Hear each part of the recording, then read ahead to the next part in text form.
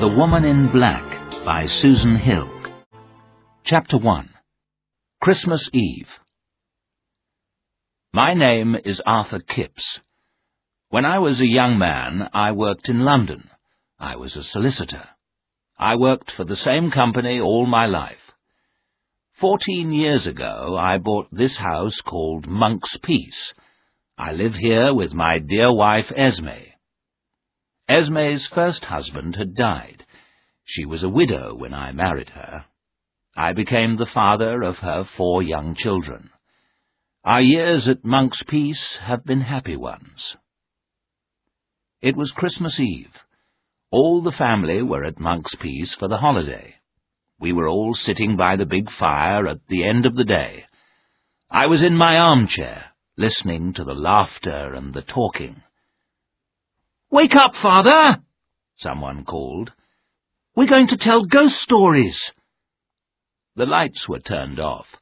Suddenly the room was dark and shadowy. I smiled as I listened to the young people's stories. The stories were full of horror, but they did not frighten me. They were not true. Then I remembered. I remembered terrible things. These memories were terrible because they were true. "Tell us a ghost story, Father," someone cried. "You must know one story." I stood up, cold and shaking. "No, no," I shouted. "I have no story to tell." I hurried from the room, away from them all. I went out into the garden. I stood there in the cold and in the darkness. My heart was beating fast. I was shaking with fear. Will I never forget? Will I never find peace? How can I find peace? There is only one way. I must write down my terrible story. All the horror, everything. Then I will find peace. I turned and walked back into the house.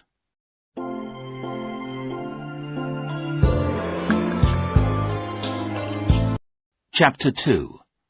London Fog. My story begins in November many years ago. I was a young man of 23. I worked for a solicitor called Mr. Bentley. Sometimes the work was uninteresting, but I worked hard. I wanted to do well. That November morning, the weather was cold. A thick yellow fog covered London. The fog filled people's ears and eyes. It got into houses, shops, and offices. Mr. Bentley called me into his office.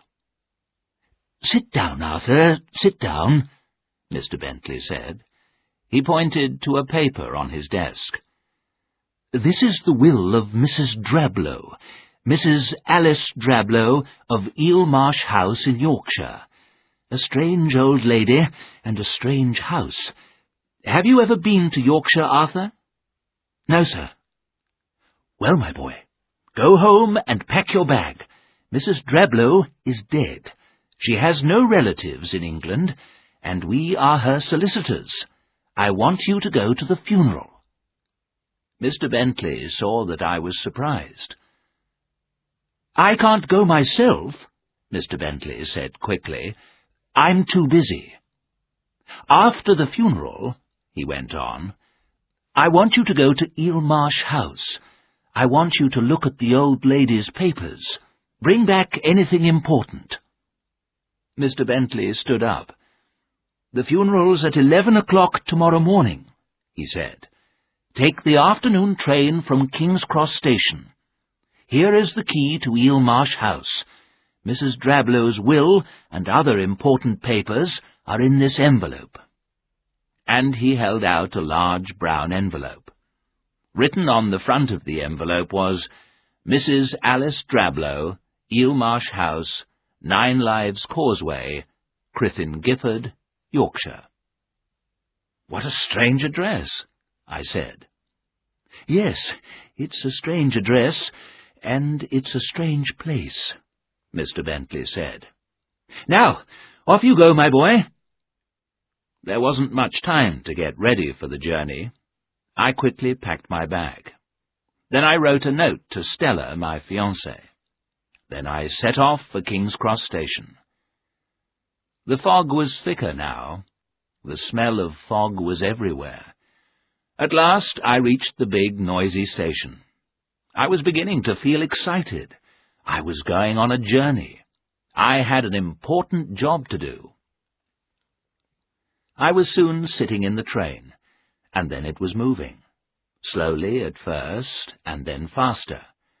The fog of London was left behind. Darkness fell. I was on my way north to Eel Marsh House. I changed trains at Crewe. Then I changed trains again at a small town called Homerby in Yorkshire. The air was cold. The wind blew rain on my face. The little train I got into at Homerby was old and dirty. I put the brown envelope on the seat beside me. I opened my newspaper and began to read. A few minutes later, a big man with a red face got into the carriage. He sat down as the train began to move out of Homerby. "It's cold in here," I said, "but I've left the fog of London behind me." "We don't have fogs here. We have mists. The mists come in from the sea," the big man said. We sat for a few moments in silence. Then I saw the big man look at the envelope on the seat beside me. "Drablow," he said. "Are you a relative?" "No, I'm a solicitor," I said. "I'm going to the funeral." "You'll be the only one there, Mr.—" "My name's Kipps, Arthur Kipps," I told him. "I'm Samuel Daly," the big man said. "Didn't Mrs. Drablow have any friends?" I asked. "No, she didn't have any friends," Mr. Daly said. "People become strange when they live in strange places." I smiled. "Are you trying to frighten me, Mr. Daly?" I asked. He stared at me. "No, I'm not trying to frighten you," he said. "But there are other people in Crithon Gifford who will try to frighten you." I suddenly felt very cold. "Where are you staying tonight?" Mr. Daly asked me. "I'm going to stay at the Gifford Arms." "The Gifford Arms is a comfortable inn," said Mr. Daly. "I go past it on my way home. You can come with me in my car." Mr. Daly's car was waiting at the station. A few minutes later, it stopped outside the inn. Mr. Daly gave me his card with his address on it. "That's where I live," he said. "If you need any help, come and see me." The Gifford Arms was warm and comfortable. After a good supper, I went to bed. I slept well. Thank God I did. I never slept so well again.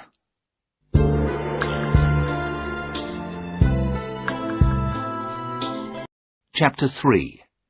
The Funeral of Mrs. Drablow. The next morning was bright and sunny.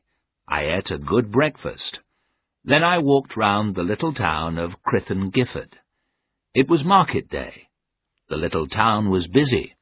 Farmers were buying and selling animals in the market square. The streets of Crithon Gifford were completely flat. The countryside all round the town was flat too. There were no hills at all. To the east of the town were the marshes, and on the marshes was Eel Marsh House. I walked back to the inn and got ready for the funeral. I put on a dark suit and went downstairs again. Mr. Jerome was waiting for me downstairs. Mr. Jerome was Mrs. Dablow's agent. He looked after her house and land. Mr. Jerome was a small man dressed in black. He smiled politely, and we left the inn. As we walked through the square, people stared at us. They stopped talking. No one smiled. The church stood in an old graveyard. There were old gravestones on either side of a long path. It was very cold inside the church. Mr. Jerome and I were the only people at the funeral. Poor Mrs. Drablow, I thought. Didn't she have any friends at all? Then I heard a sound behind me. I turned. A young woman was standing at the back of the church. She was dressed in old-fashioned black clothes of 60 years ago. A large, old-fashioned bonnet covered her face. She raised her head and looked at me. The young woman's face was white and very thin. How ill she looked. When we left the church, I looked for the woman, but I did not see her. Then, in the graveyard, I saw her again. In the sunshine, her face was whiter and thinner. I closed my eyes to pray. When I opened them, the woman had gone. Beyond the graveyard I saw the estuary, and beyond the estuary was the open sea. The funeral was over. I followed Mr. Jerome from the churchyard. "Who was that young woman?" I asked him.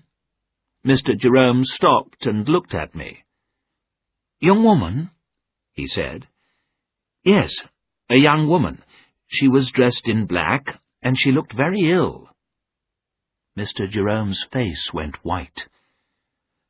"I did not see a young woman," he said. I looked behind me. The young woman was standing beside Mrs. Drablow's grave. "Look, there she is," I said. Mr. Jerome made a strange sound. He did not turn round to look at the woman. He held my arm tightly. He began to shake. "Mr. Jerome!" I cried. "Are you ill? Let go of my arm, and I'll bring a car for you." "No, no!" he cried. "No, sir. Stay with me." After a few moments, Mr. Jerome spoke again. "I'm very sorry, sir," he said quietly. "I felt ill for a moment. I can go on now." We walked slowly back to the Gifford Arms. "Are you taking me to Eel Marsh House, Mr. Jerome?" I said politely. The little man shook his head.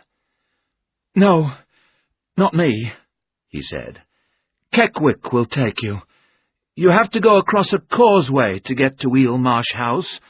When the tide is in, the sea covers the causeway. You can't get across. You can only cross the causeway when the tide is out. That will be after 1 o'clock. "There may be a lot of papers to look at," I said.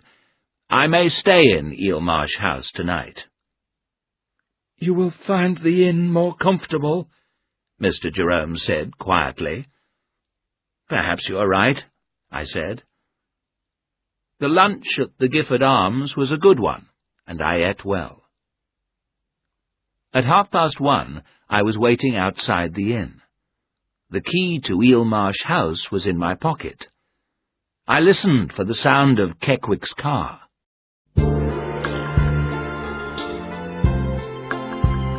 Chapter 4. Eel Marsh House. After a few minutes, a pony and trap came into the square. It stopped beside me. "Mr. Kipps," the driver said. "Are you Keckwick?" I asked. I was surprised that Keckwick did not come in a car. The man nodded his head. I got into the trap. The ponies started off at once. We drove quickly through the quiet little town. We passed the churchyard and were soon in open country. The country around the town was completely flat. There was a beautiful grey sky above us. After a time we reached the marshes. The marshes were strange and beautiful. No trees grew in the marshes. There was water everywhere. There were no people and no houses. there was silence. The only sound was the noise made by the hooves of the pony and the wheels of the trap. We drove along the path until we came to the causeway. The long causeway went across the estuary. The sandy causeway was not much higher than the water on each side. "This is Nine Lives Causeway," I thought. "At high tide, the water will completely cover it." The bright winter sun shone in my eyes. I shut them for a moment. When I opened my eyes, we were near the end of the causeway. In front of us was a tall grey house. It stood alone, looking over the marshes and the water of the estuary. The lonely house was on a little island. This was Eel Marsh House. The trap stopped in front of the house. For a few moments I did not move. What a strange, lonely place! But the place was so beautiful that I did not feel afraid. I got out of the trap. "When will the water cover the causeway again?" "In 2 hours," Keckwick answered. I did not want to leave so soon. I wanted more time in this beautiful place. 2 hours won't be enough time for me to do my work here," I said. "I'll come back here again tomorrow. I'll bring food and drink with me and stay for a day or two. But now that I'm here, I'll have a look round the house. What are you going to do? Will you wait here or come back for me later?" Keckwick did not answer. He turned the pony and trap round and drove off. I watched the trap going back across the causeway. I was alone. I stood there without moving. The key to the house was in my hand. A seabird flew by. It gave a cry. Then there was silence again. What a place to live, I thought. Perhaps one day Stella and I will stay here. I wanted to be with her in this beautiful place. There was a field behind the house. It went from the house to the water. The setting sun made the water red. The wind from the sea was getting colder. At the end of the field, I saw a little church. It looked very old. It had no roof, and its walls were broken. Some old gravestones stood round the old building. It was beginning to grow dark. It was time to go inside the house.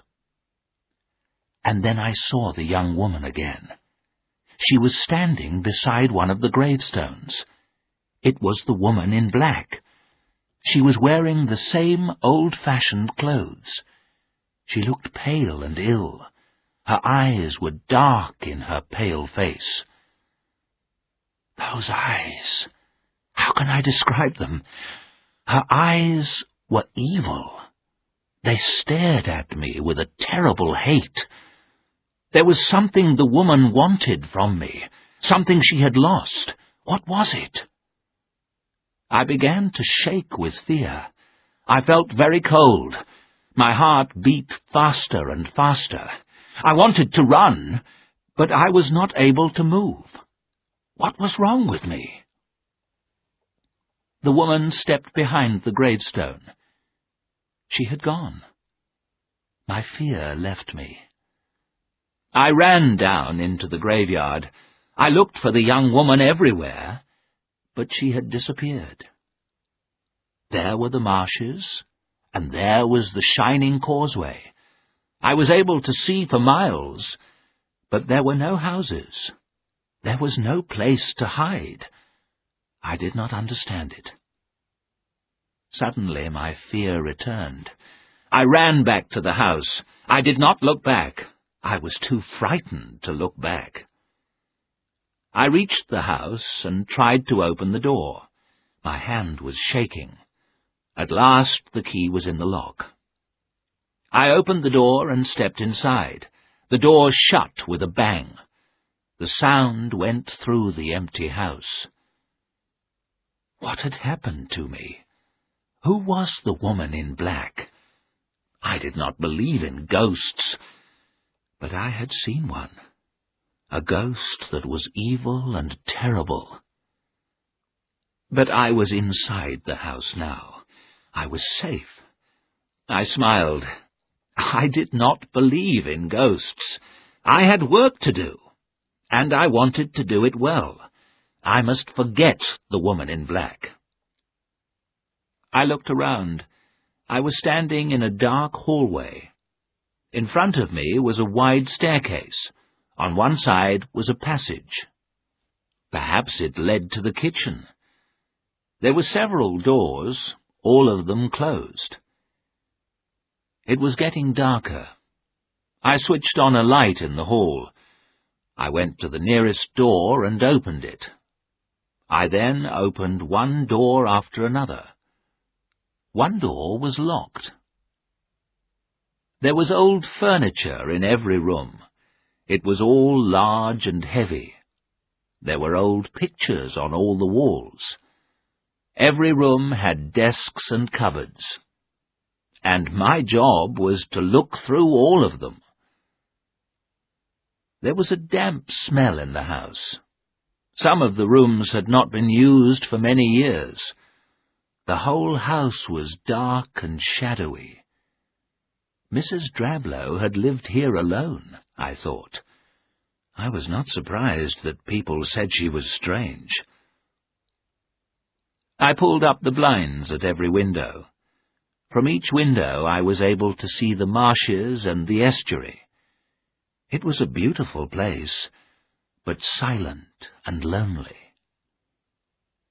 I used the keys to open some desks and cupboards. All of them were full of papers. I was sure that some of these papers were important. I had to look at all of them. This job will take a long time, I thought. It was too late to start work that afternoon. I looked at my watch. Keckwick was not coming back for another hour. I decided to walk back along the causeway. I was able to see the path from the window. It went straight ahead. It was not possible for me to lose my way. I was sure to meet Keckwick on the way. I went back into every room.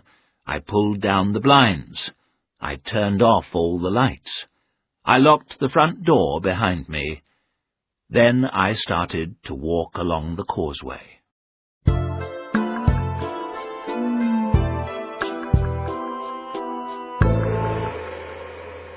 Chapter 5. The Cry of a Child. Outside the house, everything was quiet. I looked back once, but I did not see the woman in black. The causeway was dry, but the tide was coming in. The water on either side of the causeway was higher now. As I walked on, I felt very alone.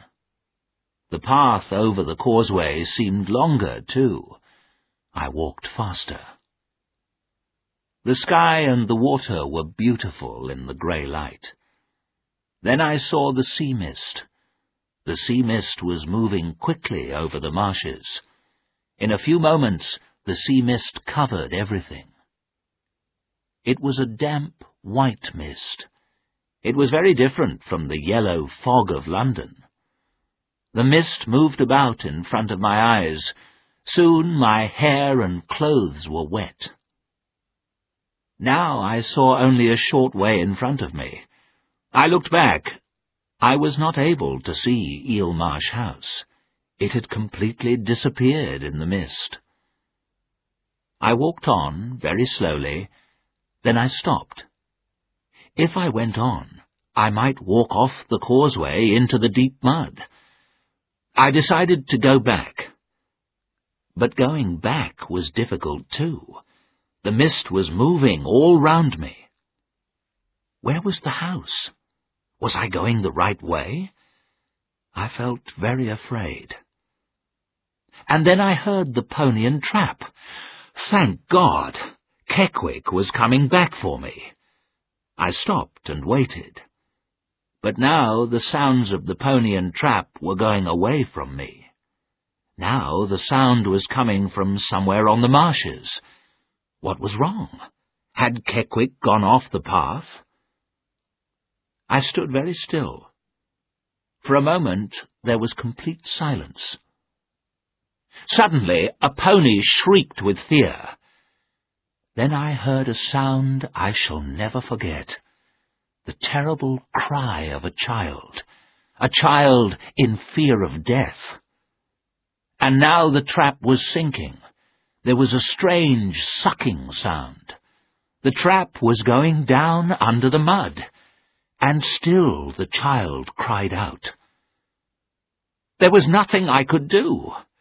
I shouted, but no one answered. How could I find the trap in that terrible mist? It was impossible. I had to get back to the house. If I turned on all the lights, someone might see them. Someone might help.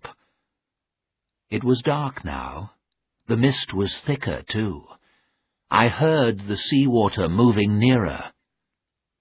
At last I was standing on hard ground in front of the house. I found the front door and opened it. Behind me, the marshes were silent. I sat down on the nearest chair. I began to shake. Oh, the horror of that terrible cry! That poor child dying in the marshes! I began crying and was not able to stop.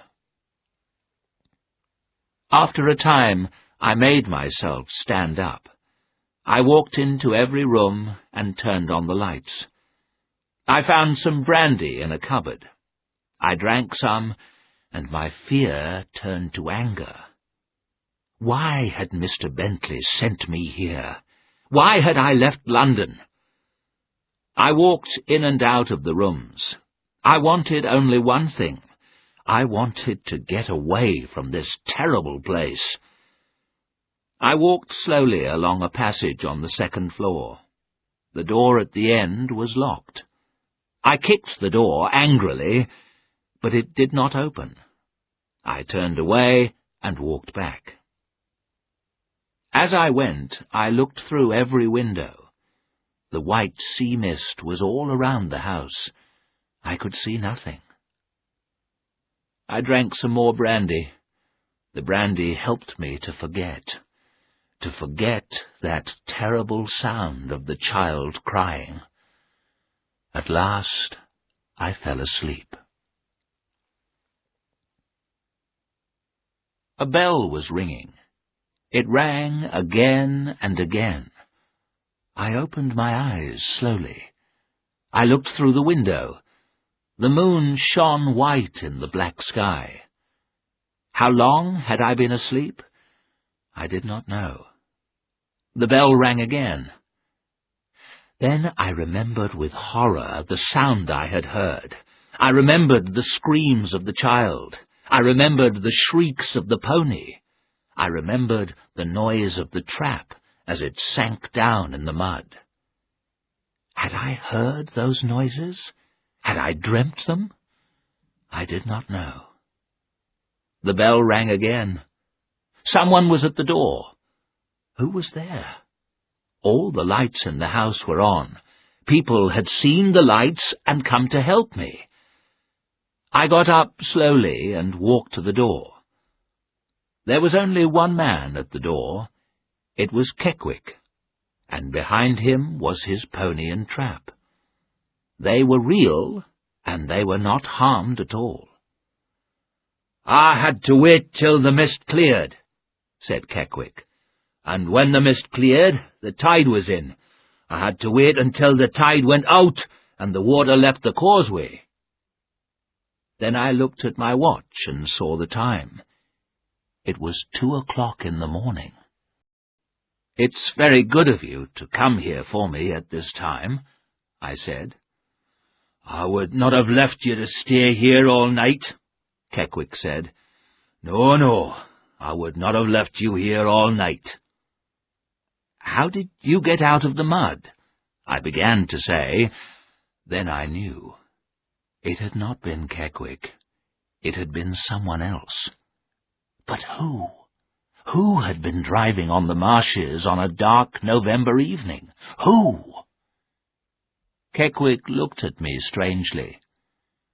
"You'd better get in the trap," he said. "I'll drive you back."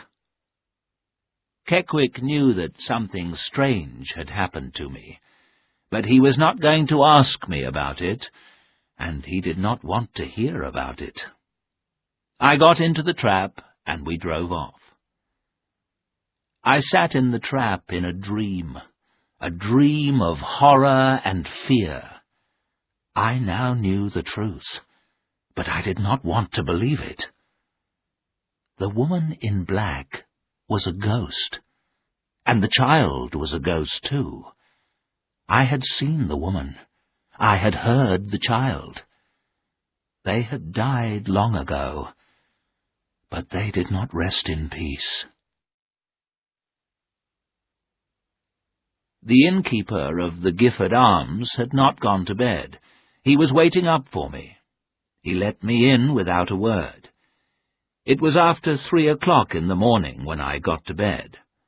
I slept, but in my dreams I heard the cry of a child. I stood once more in the white sea mist, and always near me was the woman in black.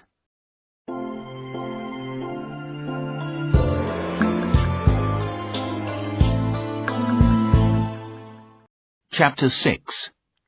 I Go Back. When I woke, the sun was shining. At first I felt weak and ill, but after a bath and breakfast I felt better. I was not going to run away. I had a job to do. I was afraid. I had seen and heard terrible things. But I was a young man, and young men forget easily. I was going back to Eel Marsh House. I was going to look at Mrs. Drablow's papers. But not today, and not alone. I wanted some exercise. I told the innkeeper I was going for a long walk. "Can you ride a bicycle, sir?" he said. "There's a bicycle here you can use." I was very pleased. Stella and I often rode bicycles into the country. Yes, an hour or two on a bicycle. That's what I needed. Then tomorrow I would go back to Eel Marsh House. But not alone. I decided to talk to Mr. Jerome. He probably had a boy who worked in the office. The boy can help me, I thought. Together we will finish the job quickly. I walked through the town to Mr. Jerome's office. He did not look pleased to see me. "The house is full of papers," I said. "I must look at them all. I need help."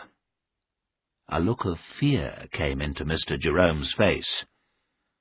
"I can't help you, Mr. Kipps," he said quickly. "But can your office boy help me?" I said. "I don't have an office boy," Jerome answered. "Well, any other boy in the town," I said. "I'll pay him, of course." Mr. Jerome stood up. His face was white. "You will find no one to help you! No one!" he shouted. "I think I understand you, Mr. Jerome," I said. "No one in this town will stay at Eel Marsh House. Everyone is too afraid of seeing—" I stopped. "The woman in black?" Mr. Jerome said. "Yes," I answered. "I saw her again." "Where?" he whispered. "In the graveyard behind Eel Marsh House.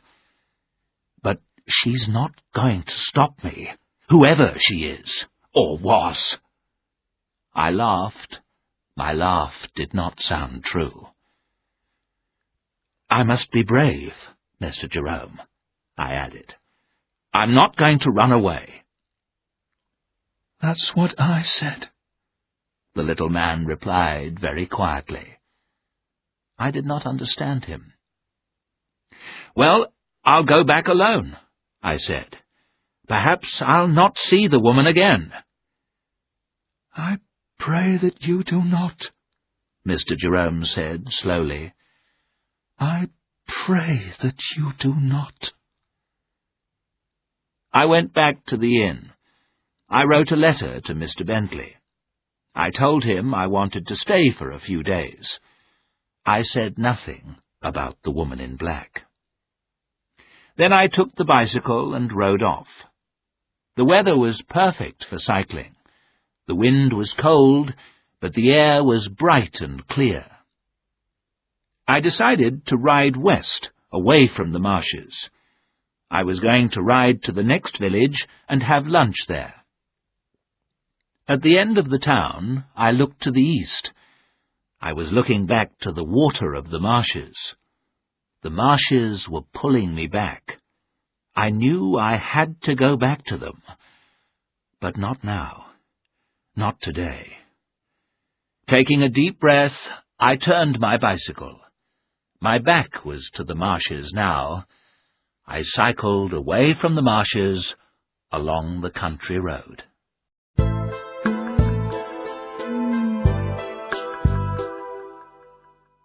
Chapter 7. Dinner with Mr. Daly. I rode back to Crythin Gifford about 4 hours later. I was feeling happier. Eelmarsh House did not frighten me now. I knew I was brave enough to go there alone. The sea mist and loneliness of the place had frightened me.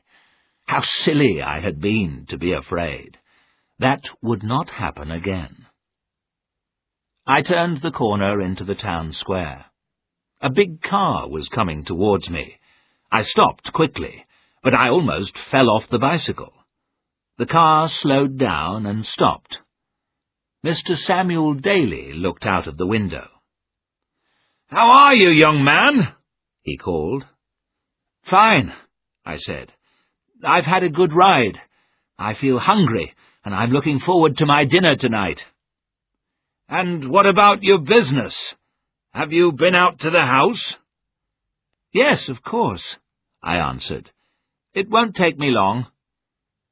Mr. Daly looked at me for a few moments. He said nothing. "I'm enjoying the work," I went on quickly. "It's all very interesting, but there are many papers to look at."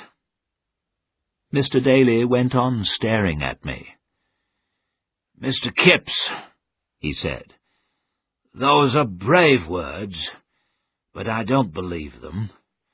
Come to my house for dinner tonight. The innkeeper knows where I live." He sat back, and the car drove on. Mr. Daly's words did not make me change my mind. I was going back to Eelmarsh House.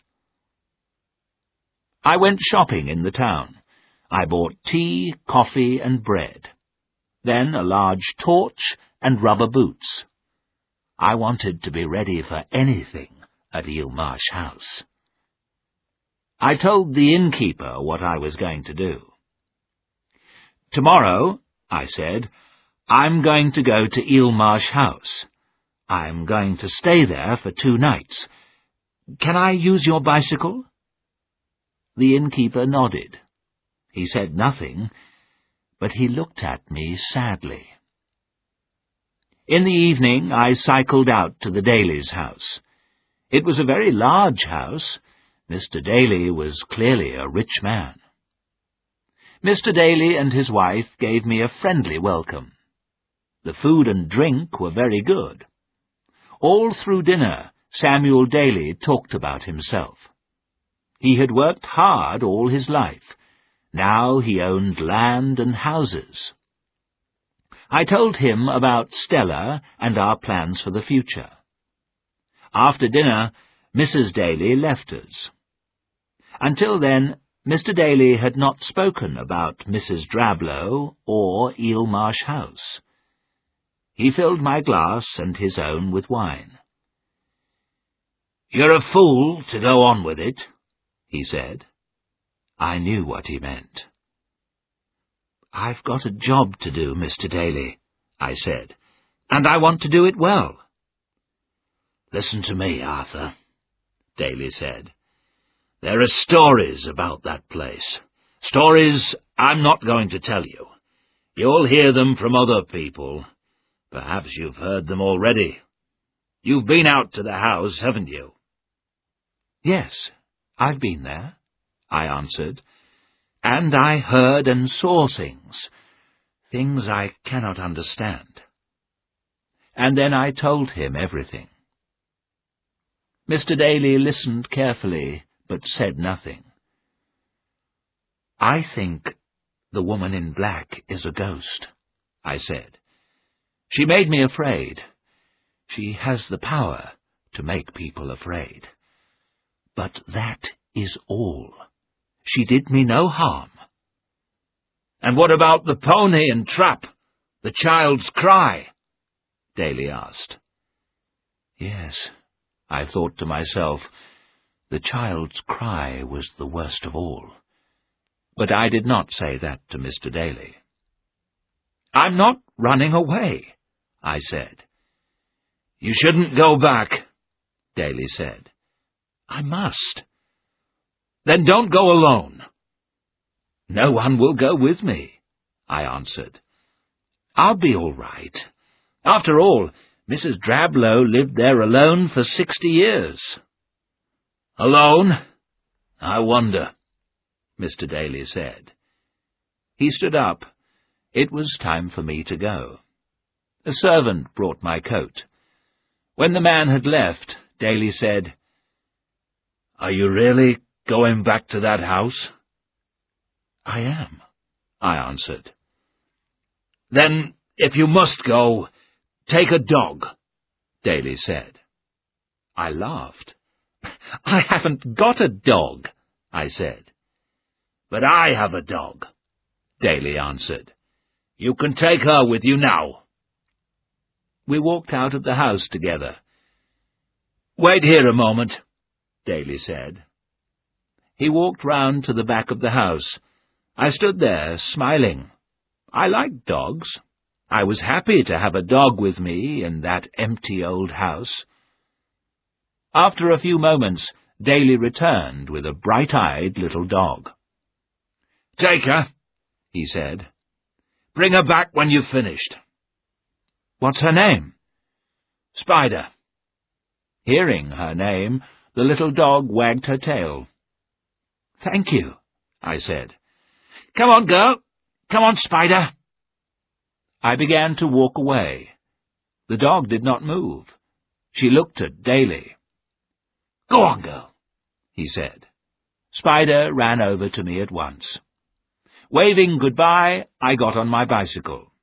Then, with Spider running behind me, I rode back to the town. I felt happy and safe. I was looking forward to the morning.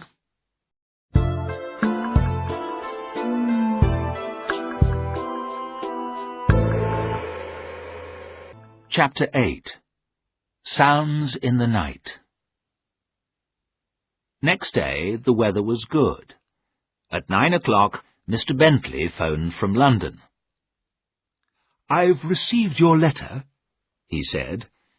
"You can stay for a few days. Send me any papers that look important. Leave the other papers in the house. Don't stay too long." "I'll finish the work as quickly as I can," I answered. "It's a strange old house," I added. "Mrs. Drablow was a strange old woman," Mr. Bentley said, and he put the phone down. By 9:30 I was ready. There was a basket on the front of the bicycle. I put everything in the basket. I cycled off happily. The little dog, Spider, ran along behind me. The tide was coming in. Very soon it would cover the causeway. But that did not worry me. The air was clear. The sun was shining on the water. Seabirds were flying and calling over the estuary. I was soon at Eelmarsh House. I opened the windows. I lit fires in several rooms. Then I sat down at a big desk. The desk was in front of a window. I could see the sky, the marshes, and the water. I started work. The desk was full of papers. Most of them I threw away, but I kept a few to look at later. I opened a cupboard, and then another. Papers. More and more papers. I looked at everything carefully. I worked hard all the morning. At 2 o'clock I had some lunch. Then I called Spider, and we went outside. I walked down to the old graveyard. Spider ran up and down. She was happy too. I tried to read the words on the gravestones, but they were too old. Most of the words were difficult to read. The writing on one stone was a little clearer.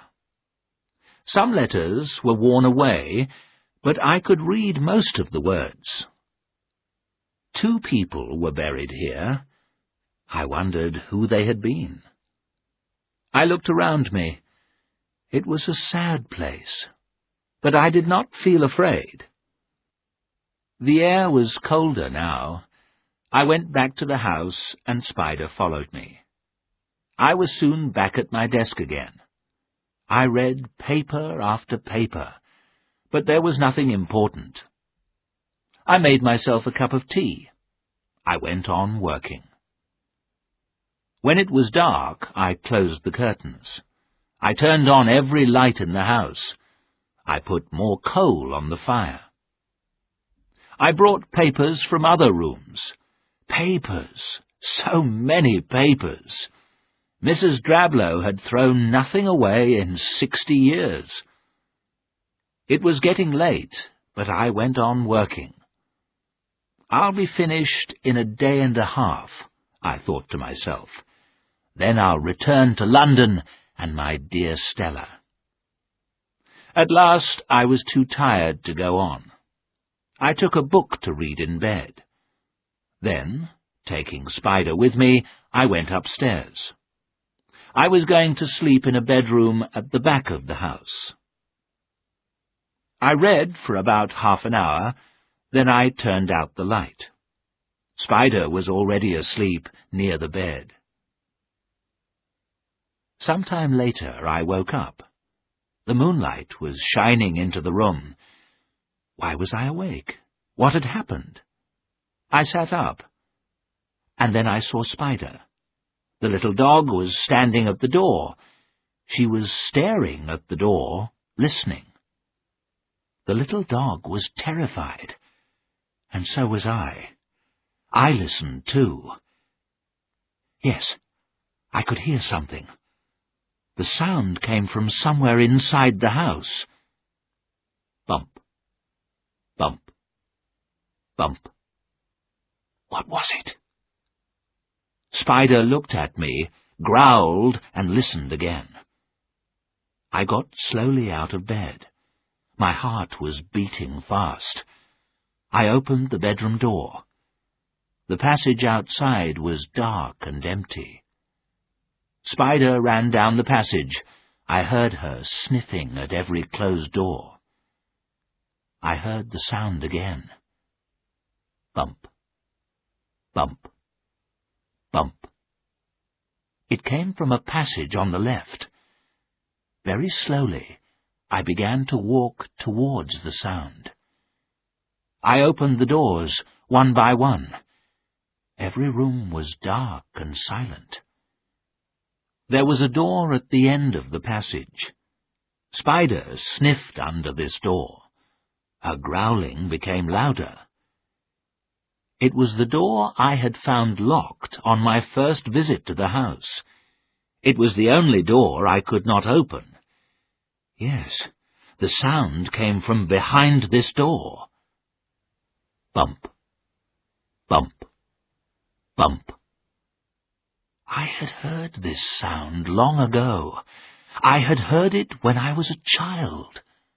What was it? Spider howled.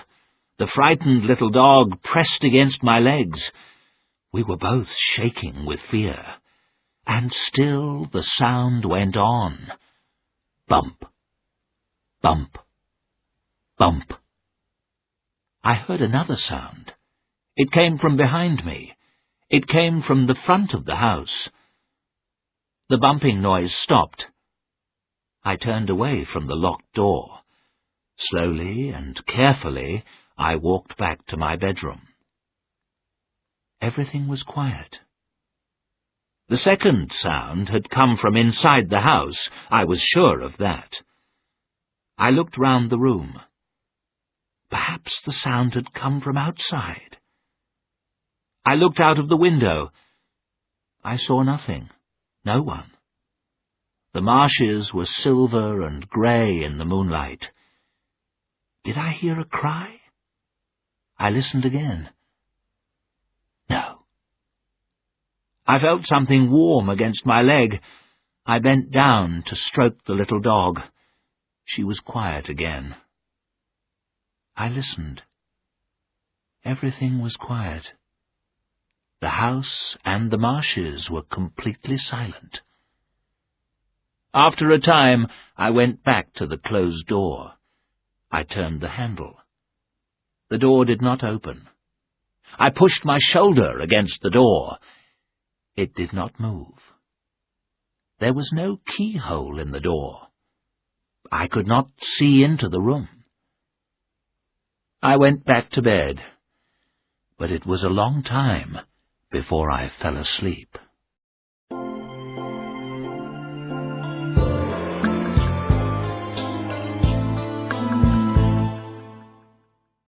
Chapter 9.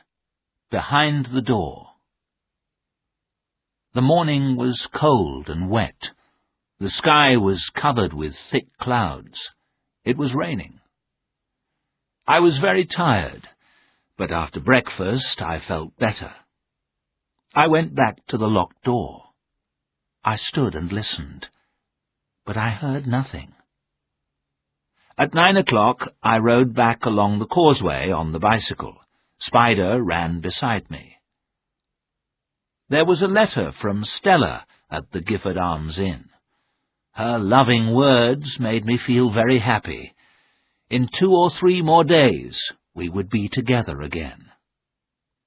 I walked round the town buying more food. Then I rode back along the causeway. I was back at Eelmarsh House in time for lunch. The clouds were thicker now. The sea mist was coming in over the marshes. Inside the house it was already dark.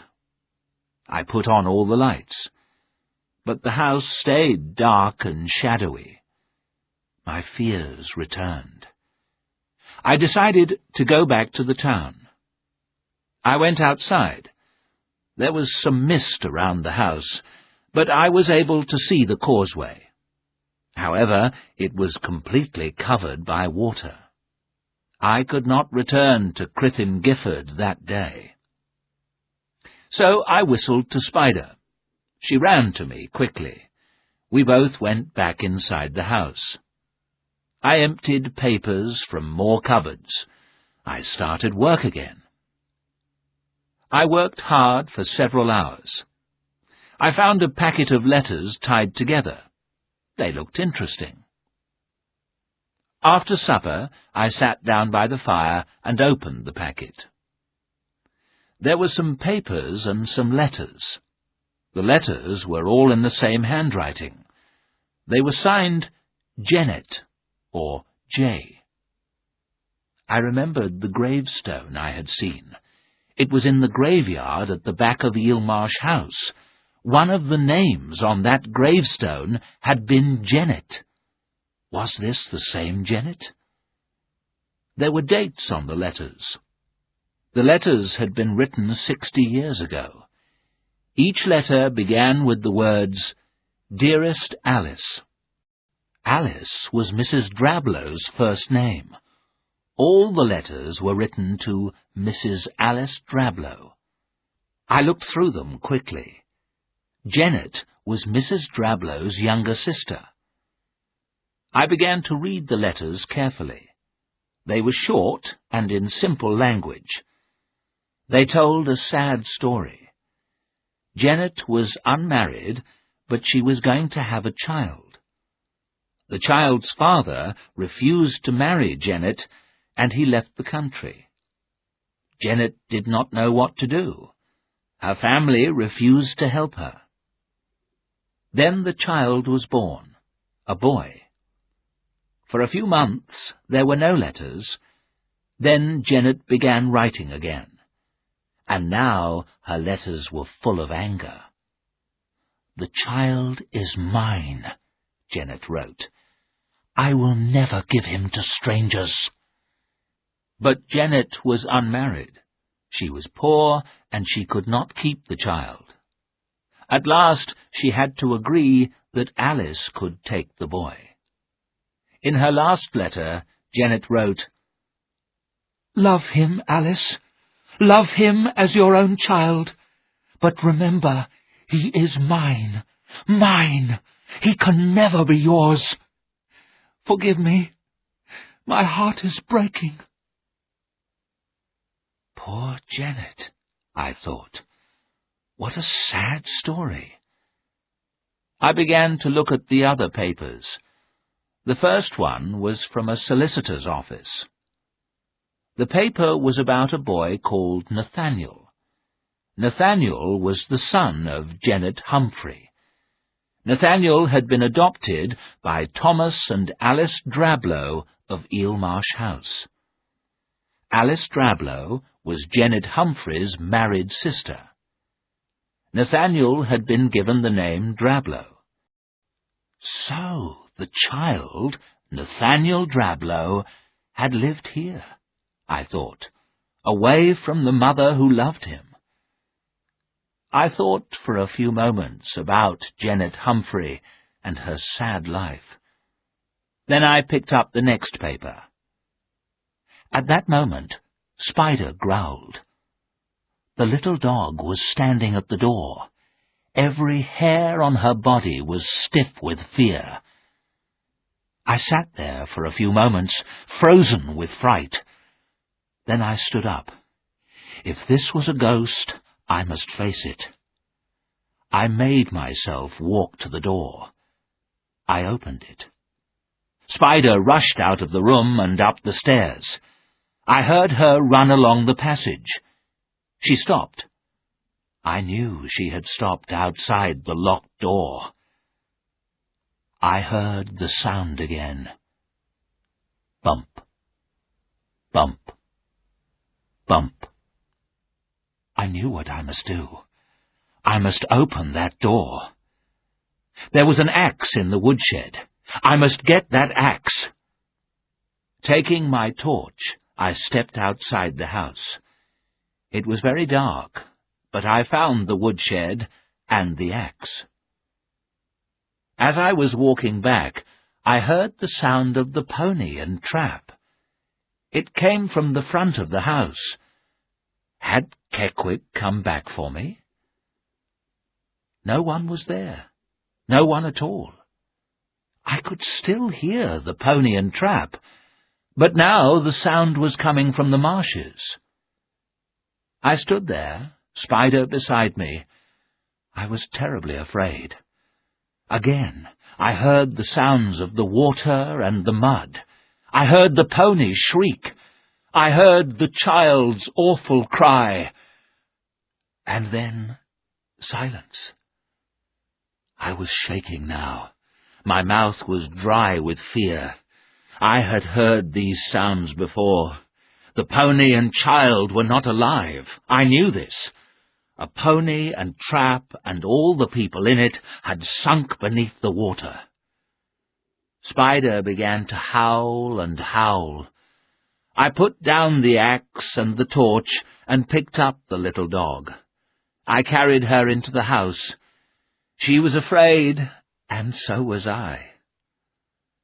After a few moments, the dog jumped out of my arms. She ran upstairs towards the locked door. I hurried outside, picked up the axe and torch, and followed her. The sound was louder now. When I reached the door, I saw why. The door of the locked room was open, wide open. I thought I was going to die of fear. The dog ran inside the room. The bumping sound went on, and now I remembered. I knew what the sound was. When I was a child, my mother had a rocking chair. Sometimes I couldn't sleep. Then my mother held me in her arms. She sat in the chair and rocked me backwards and forwards. Bump, bump, bump. That was the sound made by the rocking chair on the floor. I was no longer afraid. The sound meant peace and rest. There was evil in that room. I knew that. But it had gone away. Perhaps it was my happy thoughts. They had driven the evil away from that place. Holding the torch in front of me, I walked into the room. I pressed the light switch. Nothing happened. But my torch was powerful. I shone the bright torch round the room. The room had been a child's bedroom. There was a small bed in one corner. A tall rocking chair stood in front of the fireplace. The chair was rocking gently. But there was no one there. The room was empty. No one had passed me in the passage. There was no other door. I shone my torch at the window. It was shut. There were 2 wooden bars across it. The chair stopped moving. There was complete silence. The little room was clean and tidy. There were sheets and pillows on the bed. I opened a chest and a cupboard. They were both full of clothes. Clothes for a boy of 6 or 7. The clothes were beautifully made, but they were old-fashioned clothes, clothes of 60 years ago. The room was full of children's toys. They were neat and tidy. There was no dust on them at all. I saw toy soldiers and a sailing ship. There were games, paints and books, all things that little boys love. They had been here for 60 years, but everything was neat, tidy, and clean. There was nothing frightening in this room, only a feeling of sadness, a feeling of something lost. I felt sad, very sad. I went slowly out of the room. Spider followed, and I closed the door. I felt too tired to do any more work. I had a hot drink and went upstairs. The door to the child's bedroom was still closed. Everything was quiet. I went into my bedroom and closed the door.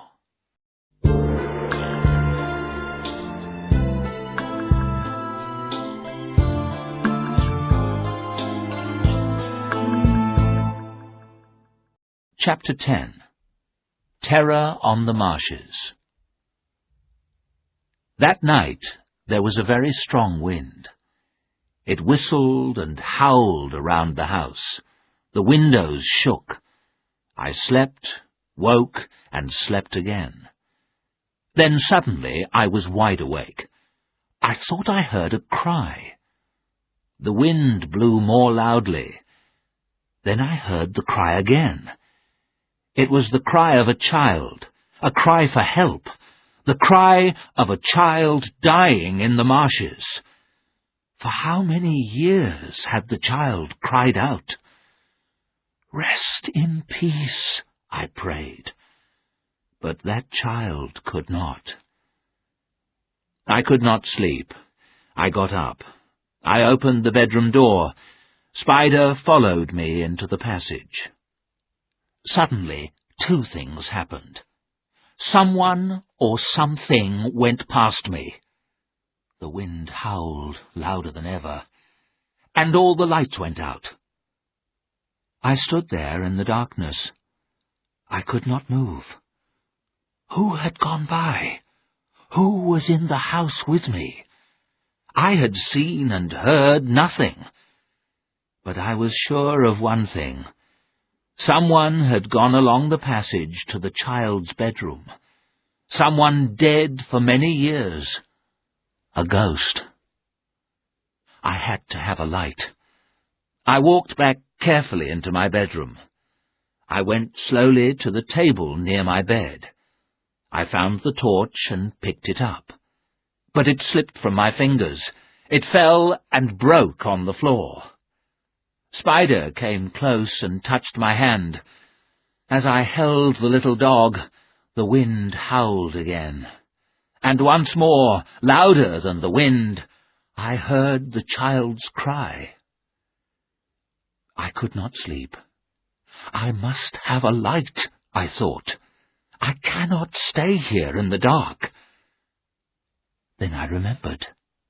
I had seen a candle in the child's bedroom. For a long time I did not move. There was something evil in the child's bedroom. But I had to go back to get that candle. I went down the passage slowly. I opened the door of the child's bedroom. Everything was quiet. I found the candle and picked it up. Now I was in the bedroom, I was not afraid. But I felt sad. I had a feeling of something lost, someone who had died. I had never had that feeling before. Why did I have it now? After a few minutes, I walked slowly out of the room. I closed the door. At once, the sadness left me. In my bedroom, I found some matches. I lit the candle. I opened my book and began to read. Some time later, I fell asleep. When I woke up again, the sky was light. It was morning. Spider was standing at the door. She wagged her tail and looked at me. The dog wanted to go out. I got up and dressed quickly. Spider ran to the front door. I opened the door. Spider ran out happily. The air was very cold. Then I heard a whistle, a high, clear sound. Spider heard it too. Before I could stop her, she was running. She was running away from the house onto the marshes. I called and called, but she did not hear me. I watched the little dog running on and on. But who had whistled? The marshes were completely empty. Then I saw the dog slow down and stop. I knew at once what had happened. The poor animal was caught in the mud. The mud was pulling the dog down, pulling her down deeper and deeper. I could not let the little dog die. Without thinking, I ran out across the marshes towards her. The cold wind blew in my face. I could not see clearly. My feet stuck in the mud. I pulled myself free. The tide was coming in quickly. I called out to the dog. Most of her body was now under mud and water.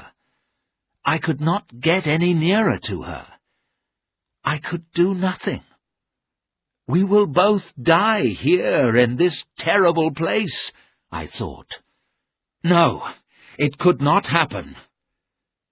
Very carefully, I lay down. I stretched forward, little by little. The dog sank deeper into the mud. Just in time, I got hold of the leather collar round the dog's neck. I pulled and pulled. At last, the dog was free from the mud. We lay there, side by side, wet and muddy. We were safe, thank God. The dog was alive, and so was I. How long we lay there, I do not know. At last I got up. I began to walk slowly back to the house. As I got nearer to the house, I looked up. I saw the window of the child's bedroom. Someone was standing there, looking out. It was the woman in black. She stared at me. The hate in her eyes was terrible. I began to shake. Somehow I reached the front door of the house. Then, to my horror, I heard the sound I feared most, the sound of a pony and trap.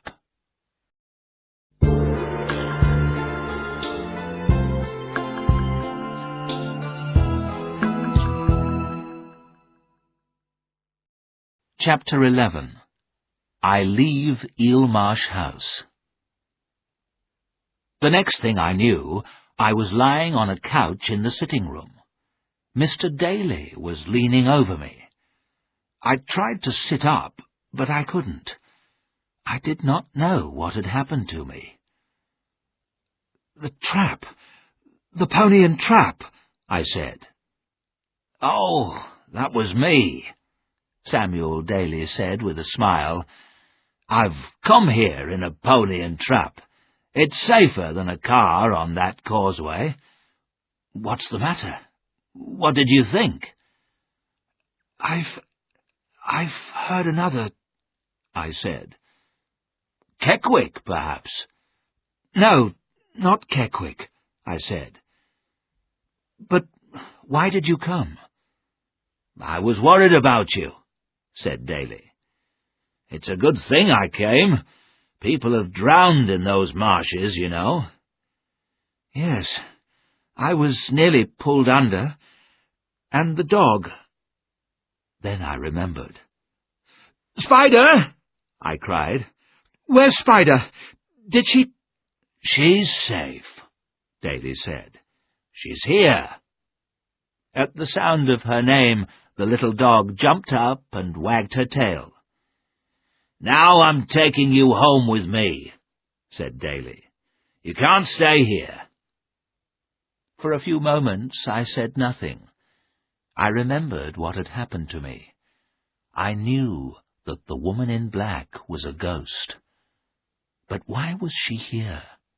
I knew there was evil here, and sadness too. Why? I wanted to know. And I had to finish my work too. "Thank you, Mr. Daly," I said after a few moments. "I want to leave Eelmarsh House. But what about my work? I must look at all Mrs. Drabblow's papers. I don't think there's anything important, but they must be looked at." "I found some letters last night," I went on. "They looked interesting. I'll bring them with me." Very slowly I got up. I picked up the packet of letters from the desk. Then I went upstairs to get my things. My fear had gone. I was leaving Eelmarsh House. If I came back, I would not come alone. I packed my bag and left the room. I decided to have one last look at the child's bedroom. The door was open, but I was sure I had closed it. I could hear Mr. Daly downstairs. I was safe. I walked slowly towards the open door. Then I stopped. Did I want to go in? She had been here. I had seen her. I pushed open the door. I could not believe my eyes. Everything in the room was broken and torn. The cupboards were all open. Toys, clothes, and books lay on the floor. They had been thrown there by some terrible power. everything was destroyed. Everything except the rocking chair. It had been pushed into the center of the room. The chair was not moving now. Who or what had done this terrible thing? Feeling ill and shaking, I got into the trap beside Mr. Daly. He knew that something had happened, but he did not ask any questions. He put Spider on my knees. I held the dog tightly. Then we drove off away from the house across the Nine Lives Causeway. Everything was grey and quiet. There was no colour, no sound. I looked back at Eelmarsh House. No one was watching us. The house stood there, grey and terrible. As we crossed the estuary, I turned my eyes away. I did not want to see that terrible place again.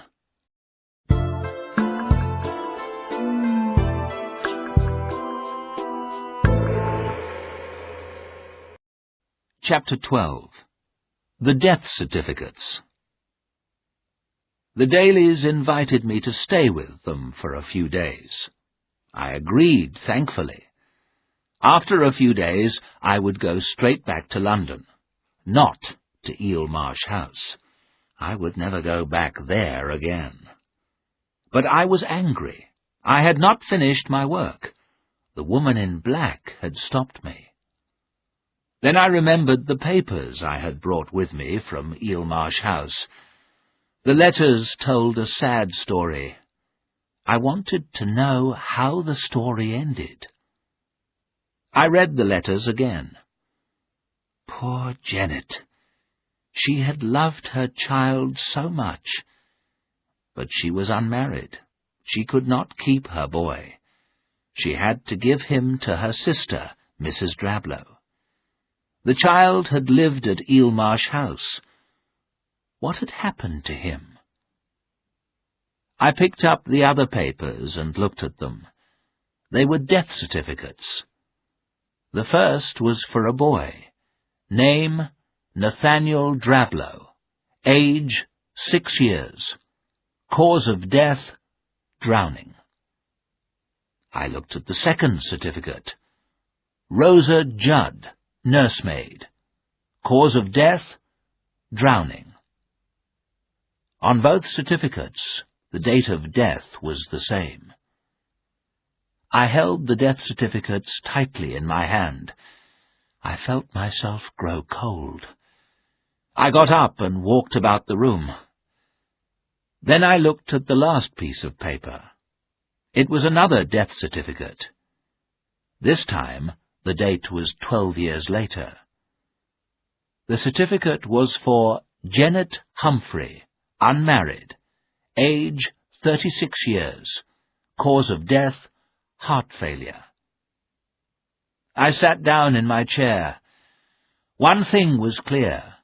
The woman in black was Janet Humphrey or her ghost. I did not believe in ghosts, but I had seen her. And now I knew something else. Long, long ago, a pony and trap had left the causeway. It had sunk down in the mud of the marshes. A child and a nursemaid had been drowned. Janet, the boy's mother, had died 12 years after her son. I knew where they were buried. They were buried in the old graveyard behind Eelmarsh House. Nathaniel had slept in that bedroom. For 60 years the bedroom had stayed the same. Those clothes, those toys were his. Janet Humphrey was the woman in black. Her hatred had never left her. Her ghost followed anyone who went near Eelmarsh House. What power did Janet Humphrey have? Could the dead harm the living? I did not know the answer. I wanted to find out the answer.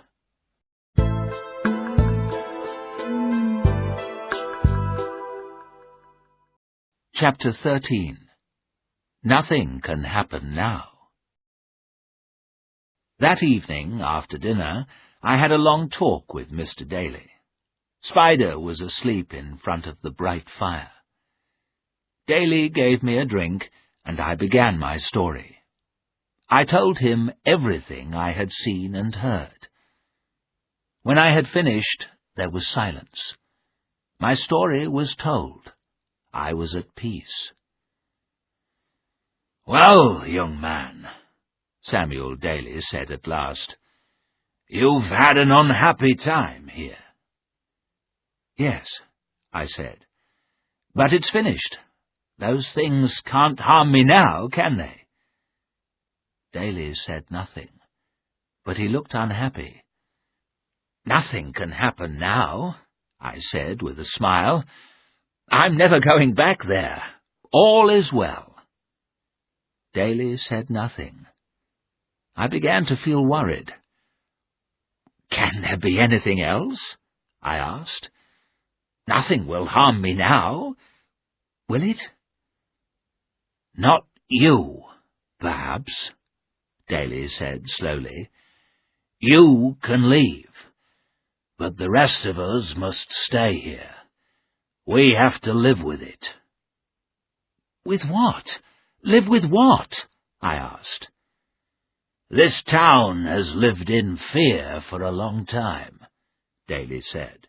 "For more than 50 years. Terrible things have happened, but people don't talk about them." My heart beat faster. I did not want to know any more, but Mr. Daly went on talking. "You know most of the story, but not all of it," he said. "Janet Humphrey sent her boy to Eel Marsh House, to her sister, Mrs. Drablow. At first, Janet went away to another part of the country, but she had to be near her son. She came back to Crithyn. She got work in the town, but Alice Drablow refused to see her. She refused to let Janet see the child. Janet's anger was terrible. So Alice Drablow allowed her to visit the house, but she must never tell the boy who she was. But the boy looked like his mother, and he loved her. He loved his mother more than Alice Drablow. Janet wanted her son back. She planned to take him away from Eel Marsh House. Then the accident happened. The sea mist came down suddenly. The boy and the nursemaid were drowned. The driver of the trap, too. He was Keckwick's father. And the boy's little dog. They were all drowned, Daly said. "All drowned," I said slowly. "Yes, and Janet saw everything. She saw everything from the bedroom window." "Oh, my God," I said quietly. "Janet Humphrey began to go mad," Samuel Daly said. "She was mad with sorrow and anger. She said her sister had killed her son. Then poor Janet became ill. She became thin and pale. Children were frightened of her. When she died, people began to see her ghost. There is something more terrible. Each time she is seen, something else happens." "What?" I asked. "A child has died, either by illness or in a terrible accident." "Any child? A child in the town?" "Any child," said Daly. "Once it was Jerome's child." "You may find this hard to believe, Arthur," Daly added, "but it is true. I looked into his eyes. "I believe it, Mr. Daly," I said. "I believe it." That night I slept badly. I woke up again and again. I had terrible dreams. When morning came, I felt weak and ill. I was very ill for 5 days. In my illness, I had terrible dreams. In my dreams, the woman in black pushed her terrible face near mine. She sat on my bed, watching. I heard the cry of her dying child again and again. I heard the bump of the rocking chair. Slowly, I got better. At the end of 12 days, I was well again. It was a day of winter sunshine. I was sitting downstairs by the open window. Spider lay at my feet. A bird was singing in the garden. I listened to it with peace in my heart. I heard the sound of a car and voices. I heard footsteps. The door behind me opened. "Arthur," a voice said quietly. It was a voice I knew. I turned quickly. My dear Stella was walking towards me. She had come to take me home. The next morning, Stella and I left together. We did not go back into the town. We went straight to the railway station in Mr. Daly's car. The Dalys had looked after me well. I was sad to say goodbye to them. They agreed to visit us in London. And I was sad to say goodbye to Spider. There was a question I had to ask Mr. Daly. I waited until Stella was saying goodbye to Mrs. Daly. "There is something I must know," I said to Mr. Daly. "You told me that a child always died." "Yes, always." "Then has a child?" "No, nothing has happened," Daly said. "A child hasn't died yet." "Then pray God the woman in black has gone forever," I said. "Pray God her power is at an end." Yes, Daly said. "We all hope that."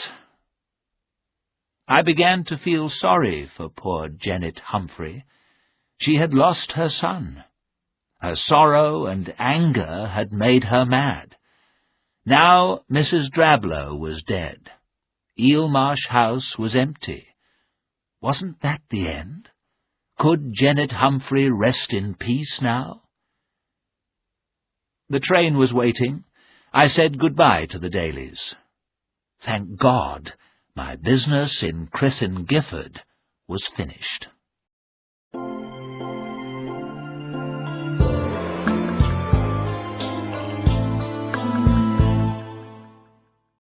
Chapter 14. The Story Ends. That is nearly the end of my story. I have one last thing to write, but it is the most terrible thing of all. For days and nights I have sat at my desk here at Monk's Peace. I have tried to write down the rest of my story, but my tears have stopped me. My dear wife, Esme, sees I am unhappy, but she doesn't know why. But now I am ready to finish my story. Stella and I returned to London. 6 weeks later we were married. My wife and I were not rich, but we were happy. A year later our son was born. Our happiness was complete. I did not think of the past, and I had no more bad dreams.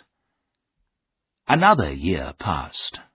Our son was about a year old. It was a sunny Sunday afternoon. Stella and I took our boy to one of the parks in London. Everyone was happy. The sun was shining. Children were running about on the green grass. Music was playing. Everyone was enjoying the holiday. Someone was giving rides to children in a Pony and Trap. Our son saw the trap. He shouted and pointed at it. It was a small trap. There was room for only 2 passengers. So Stella took the boy. I stood watching them happily. The trap went behind some trees.